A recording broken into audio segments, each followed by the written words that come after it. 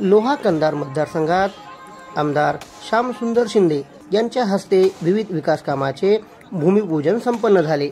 सविस्तर बातमी अशी की लोहा कंधार मतदारसंघातील बारूळ, चिखली, पेठवडद, मुखेड या महामार्गाला जोडणारा मुख्य रस्ता, तसेच बारूळ येथील शासकीय धान्य गोदाम, त्याचबरोबर आमदार महोदय यांच्या हस्ते वृक्षारोपण करून विविध विकास कामाचे लोहा मतदारसंघात भूमिपूजन करण्यात आले। यावेळी बारूळ गावातील व परिसरातील नागरिक मोठ्या संख्येने उपस्थित होते।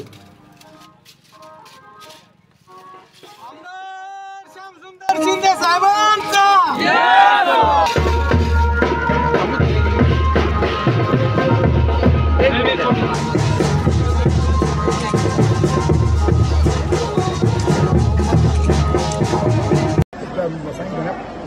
पन्नास ते 55 कोटीचे 25% आम्ही मंजूर केले होते। कामं झाली होती।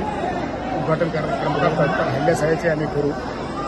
असा शुद्ध असला पाहिजे, चांगला पाहिजे, क्वालिटीचं जर झालं पाहिजे, नवीन असता रस्त्यावर आम्ही प्रत्येक गोष्टी क्वालिटीची झाली पाहिजे असं आम्ही लक्ष देतो।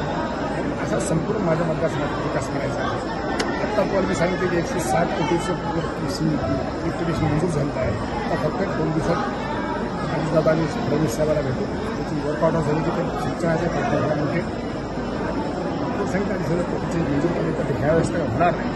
ज्या ज्या गोष्टी 100 फटाचं हॉस्पिटल आणलं मानले, 4 PHC मंजूर केल्या, 2 ठिकाणी झाल्या, पाचशेला झाली, दुसरीकडे 3 PHC मंजूर करून लागल्या। लोकांचं आरोग्य चांगलं राहायला पाहिजे, शेतकऱ्याला पाणी मिळालं पाहिजे, गोरगरिबाला रोजगार मिळाला पाहिजे, महिलांचं सक्षमीकरण झालं पाहिजे आणि सगळ्या जाती धर्मातल्या लोकांना पुढे गेलं पाहिजे। आपला भाग मतदारसंघात दुष्काळी म्हणून ओळखला जातो। यावर्षी देखील जसं पाहिजे तसं पाऊस पडला नाही, पाऊस पडला त्याची नोंद झाली नाही। पाऊस पडला पिकं पण चांगली आहे, आणेवारी पण बघा। आता आम्ही तुम्हाला दुष्काळ जाहीर करा, पण ते म्हणत आणेवारी एवढी आली असेल तर प्रोसेस होते, लोकांना बोलावणे प्रेस कॉन्फरन्स त्यांना बोलून लोहा कंधार मध्ये अनेक बॅनर लागत आहेत भावी आमदाराचे, काय सांगाल आपण त्याच्याविषयी?